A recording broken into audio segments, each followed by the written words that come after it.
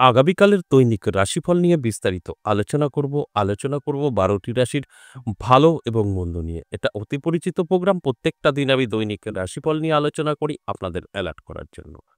আগামীকাল ৪ আগস্ট সোমবার, দশমী তিথি, অনুরাধা নক্ষত্র, ব্রহ্মযোগ ও জন্মরাশি বৃশ্চিক। এবার ১২টি রাশিকে নিয়ে বিস্তারিত বলবো। কোন কোন দিক থেকে জীবনে সফলতা আসতে পারে, কোন কোন দিক থেকে আপনাদের সতর্কতা থাকতে হবে, সবটাই আমি বোঝানোর চেষ্টা করব।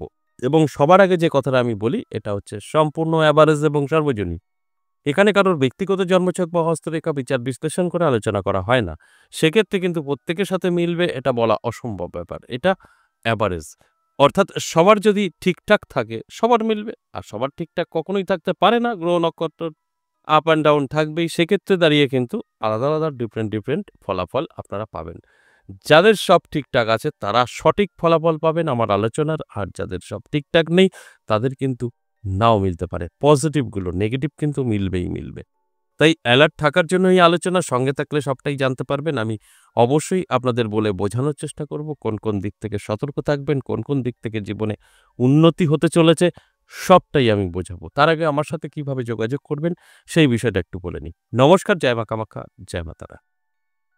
যারা ভীষণভাবে সমস্যায় আছেন দীর্ঘদিন ধরে যোগাযোগ করতে পারেন। যারা মাঝে মধ্যে সমস্যা ভোগ করছেন তাদের বলব যোগাযোগ করবেন না। কারণ এটা আপনার ভালো সময় থাকছে, খারাপ সময় হবেই, আবার ভালো সময় হয়ে আসবে। আপনার টেনশনের, দুশ্চিন্তার কিছু নেই।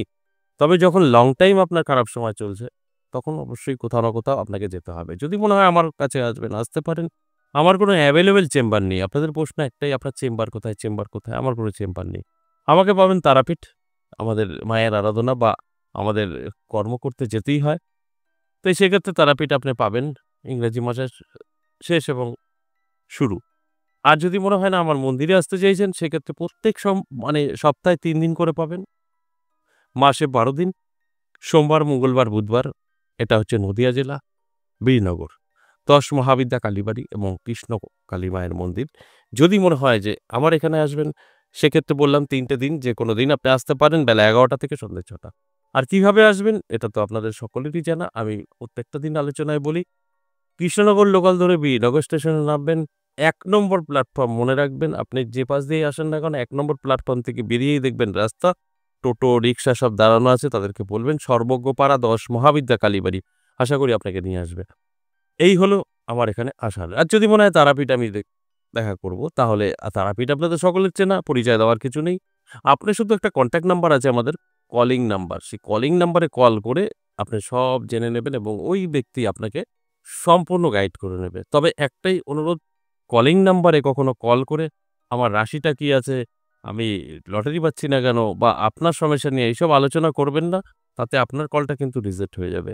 কারণ তারা এইসব তথ্য দিতে পারবে না, স্বাভাবিকভাবেই লাইনটা আপনার কাটবে। তাই সেখানে দাঁড়িয়ে আপনি শুধু যোগাযোগটা করতে পারেন। ওটা যোগাযোগের কারণেই নাম্বারটা দেওয়া। ওইটা আপনার কোনো আ প্রশ্নের উত্তর দেওয়ার জন্য নয়। যে আপনি আপনার গ্রহের কথা জিজ্ঞেস করবেন, লগ্নর কথা জিজ্ঞেস করবেন আর আপনার সে বলে দেবে, সেরকম বিষয়টা না। সেরকম তো আমিই হয়তো বলতে পারি। কিন্তু যে ফোনটা রিসিভ করছে তার তো অভিজ্ঞতা নেই। তার যেদিন অভিজ্ঞতা হবে সে আপনার ফোনটা রিসিভ করবে না। সে বড় তান্ত্রিক বা অ্যাস্ট্রোলজার হয়ে যাবে। তো এগুলো বুঝতে হবে যে তার কাছে আমি প্রশ্ন করলে তো উত্তর পাবো না। তাই ওই কাজটা ভুলেও করবেন না। জাস্ট যোগাযোগ করার জন্য ব্যবহার করতে পারেন। অবশ্যই আপনার যোগাযোগ যদি সঠিকভাবে হয়, ভাগ্যের পরিবর্তন অবশ্যই ঘটবে। এবং যদি আমি আ আপনাদের একটা কথা বলি, মনে হয় যে আমি দেখা করব, আমি তারাপীঠ হোক বা বীরনগর হোক, তাহলে তো সঠিক আছে। আর যদি মনে হয় আমি মন্দির দর্শনে যাব, সেক্ষেত্রে আপনার কোনো বারের দরকার নেই। আপনি যেকোনো বারে আসতে পারেন। কোনো খরচ নেই। আসবেন, আমার মায়ের মন্দির দর্শন করবেন এবং আপনার ছোটখাটো সমস্যা কথা বলবেন, মুক্তি পাবেন। বহু লোক উপকৃত। তবে আমার সাথে সাক্ষাৎ করতে গেলে আপনাকে খরচ করতে হবে। অর্থাৎ আমাদের কিছু ফিস আছে, সেটা দিতে হবে। মন্দির দর্শনে কোনো খরচ নেই। তাই আপনার সব রকম বলা থাকলেও আসতে পারেন যদি আপনার সমস্যা থাকে। তো কি সমস্যা? দেখুন, আমরা সবসময় বলি A থেকে Z যেকোনো প্রবলেম আপনার হতেই পারে, যোগাযোগ করতে পারেন। কারণ আমি একটা রাস্তা দিয়ে আপনাদের পথ দেখাই না। আমার রাস্তা অনেক। আমি রেইকি ট্রেনার, মাইন্ড ট্রেনার, তন্ত্র এবং অ্যাস্ট্রোলজি সবই কিন্তু আমি আপনাদের উপরে প্রয়োগ করি। যেটা প্রয়োজন সেটাই। তাই এখানে হবে না বলে কোনো কথা নেই। যদি আপনার সমস্যা থাকে, আপনার বাস্তু খারাপ হোক, আপনার কর্মবন্ধন হোক, আপনার বিবাহ বন্ধন হোক বা আপনার নানানভাবে ক্ষতি করে আপনাকে হ্যান্ডিক্যাপ করে দিচ্ছে, যে কোনোভাবেই হোক না কেন, আপনি কিন্তু তার থেকে মুক্তি পাবেন যদি আমার সাথে সাক্ষাৎ করতে পারেন। এটা আমি চ্যালেঞ্জ করে বলি। অবশ্যই আলোচনা করব।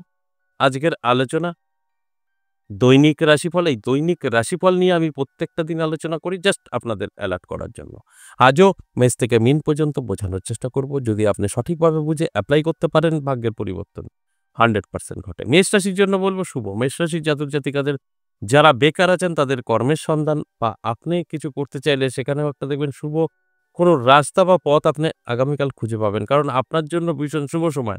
তাই এই শুভ সময়টা শুভ কাজেই ব্যস্ত থাকা উচিত। সেখান থেকে আমরা কিন্তু বেনিফিট পেতে পারি। এরপর আছে বৃষরাশি। বৃষরাশির জাতক-জাতিকাদের বলব সতর্ক থাকতে হবে। আপনি ব্যবসা করছেন, ঝামেলা হতে পারে, ইনকাম পড়ে যেতে পারে উটকো ঝামেলার কারণে। তাই টেনশন, দুশ্চিন্তার কারণ হতে পারে। উটকো ঝামেলা থেকে দূরে থাকুন, নিজেকে সেফ রাখার চেষ্টা করুন। তা না হলে আমি যে কথাগুলো বলছি এগুলো কিন্তু আপনার সাথে ঘটবে। আর যখন এগুলো ঘটবে তখন আপনি অনেকটাই পিছিয়ে পড়বেন। তাই আমি অ্যালার্ট করার চেষ্টা করি। এরপর মিথুন রাশি। মিথুন রাশির জাতক-জাতিকাদের শুভ নানা দিক থেকে সম্পদ বৃদ্ধি এবং শুভ কোনো খবর এবং আটকে থাকা কাজ ক্লিয়ার হতে চলেছে। এটা অবশ্যই পজিটিভ। তাই অ্যালার্ট থাকার জন্য আমি অনুরোধ করব প্রত্যেকটা দিনই বলি যে অ্যালার্ট থাকুন, চোখ কান খোলা রাখুন। আমি যে কথাগুলো বলছি ভালো করে বোঝার চেষ্টা করুন। সেখানে দাঁড়িয়ে কিন্তু আপনার বেনিফিট অবশ্যই আসবে। আর না জেনে বুঝে কিছু করলে সেখান থেকে আপনার লস আর লস এটাই কিন্তু আসবে। এরপর কর্কট রাশি। কর্কট রাশির জাতক-জাতিকাদের বলব যথেষ্ট সতর্ক থাকতে হবে। আপনি সতর্ক না থাকলে অনেকটা পিছিয়ে পড়তে পারেন। নানাভাবে আপনি প্রতারিত হতে পারেন। অ্যালার্ট থাকা চাই এবং চোখ কান খোলা রাখতে হবে। সিংহ রাশির ক্ষেত্রে বলব শুভ। সিংহ রাশির জাতক-জাতিকাদের সাথে নতুন কোনো পরিচয় হতে পারে, কোনো ব্যক্তি বা কোনো বন্ধু বা কোনো বান্ধবী, তাদের থেকে কিন্তু আপনার ভাগ্য বদলাতে পারে। অর্থাৎ কারোর কেন্দ্র করে আপনার জীবনে সফলতা। এর জন্য অবশ্যই চোখ কান খোলা রাখুন, অ্যালার্ট থাকুন। তা না হলে কিন্তু বুঝতে পারবেন না কবে কখন কি হয়ে যাবে। তাই অ্যালার্ট থাকাটাই কিন্তু প্রয়োজন। অ্যালার্ট থাকলে আপনার সাকসেস আসার সম্ভাবনা অনেক গুণ বৃদ্ধি পাবে। এরপর কন্যা রাশি। কন্যা রাশির জাতক-জাতিকাদেরও কিন্তু যথেষ্ট শুভ সময় থাকছে। প্রাপ্তিযোগ তৈরি হয়েছে। নানাভাবে কিন্তু প্রাপ্তি করতে পারে। অর্থ আপনার হাতে এসে ধরা দিতে পারে। সময়টা অত্যন্ত শুভ। আর এই শুভ সময় যেকোনো কাজে, শুভ কাজে ব্যস্ত থাকতে হয়। সেই জায়গায় কিন্তু আপনার জীবনের একটা পরিবর্তন ঘটতে পারে। আর এই শুভ সময়গুলো যদি আমরা শুয়ে বসে কাটিয়ে দেই, সেখান থেকে কিন্তু আমাদের নেগেটিভিটি ঘিরে ধরে। তাই অ্যালার্ট করার জন্যই আমার এই আলোচনা। এরপর তুলা রাশি।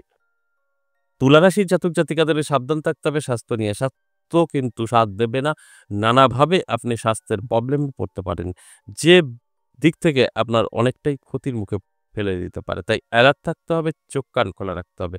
তবে গিয়ে কিন্তু আপনি গুড রেজাল্ট পেতে পারেন। তা না হলে অসম্ভব ব্যাপার হতে পারে। এরপর বৃশ্চিক রাশি। বৃশ্চিক রাশির জাতক-জাতিকাদের কিন্তু দারুণ সময় থাকবে। কোনো না কোনো জায়গা থেকে অর্থ এসে ধরা দেবে, অর্থের জোয়ার বইবে। কারণ আপনার সময়টা কিন্তু অত্যন্ত শুভ। আর শুভ সময়ে আপনার ভাগ্যের পরিবর্তন ঘটবে এটাই স্বাভাবিক। তাই অ্যালার্ট থাকুন, চোখ কান খোলা রাখুন। এরপর ধনুরাশি। ধনুরাশির জাতক-জাতিকাদের অনেক সাবধান থাকতে হবে। বদনাম, সমালোচনা, সম্পর্ক নষ্ট। সেটা স্বামী-স্ত্রীর মধ্যেও হতে পারে বা লাভ রিলেশন। দুদিকেই কিন্তু আপনাকে সতর্ক থাকতে হবে। তবেই আপনি সেফ থাকবেন। তা না হলে কিন্তু নানা দিক থেকে আপনি পিছিয়ে পড়তে পারেন। এরপর মকর রাশি। মকর রাশির জাতক-জাতিকাদের যথেষ্ট শুভ। নানা দিক থেকে কিন্তু সুযোগ সুবিধা আসতে শুরু করবে। নানাভাবে আপনার জীবনের উন্নতি হতে শুরু করবে। নানা আটকে থাকা কাজ ক্লিয়ার হবে। কারণ সময়টা আপনার জন্য অনেকটাই শুভ হতে চলেছে। এরপর কুম্ভ রাশি। কুম্ভ রাশির জাতক-জাতিকাদেরও কিন্তু আমি বলব একটু সতর্ক থাকুন। আপনার ভাগ্য বদলাতে পারে। কারণ আপনার অর্থপ্রাপ্তির যোগ তৈরি হয়েছে। সেক্ষেত্রে আপনার ভাগ্য বদলাবে হঠাৎ করেই এটাই স্বাভাবিক। শুধু অ্যালার্ট থাকাটা আপনার প্রয়োজন। যদি আপনি অ্যালার্ট থাকতে পারেন তাহলে আমার এই আলোচনাগুলো সম্পূর্ণ আপনি মিলিয়ে নিতে পারবেন। আর অ্যালার্ট না থাকলে আপনি কিন্তু কিছুই মিলাতে পারবেন না। তাই আমি প্রত্যেকটা দিনই অনুরোধ করি সঠিকভাবে আগে বুঝুন, তারপর যেকোনো সিদ্ধান্ত নিন। সেখান থেকে আপনার বেনিফিট আর বেনিফিট। এরপর সর্বশেষ যে রাশির কথা বলব সেটা মীন রাশি। মীন রাশির জাতক-জাতিকাদেরও কিন্তু দারুণ সময় থাকছে। কারণ আপনারও প্রাপ্তিযোগ তৈরি হয়েছে, নানাভাবে প্রাপ্তি করতে পারে। আপনিও যদি একটু অ্যালার্ট থাকতে পারেন তাহলে অবশ্যই আমি বলব ভাগ্যের চাকা ঘুরিয়ে নিতে পারবেন। কারণ সময়টা অত্যন্ত শুভ।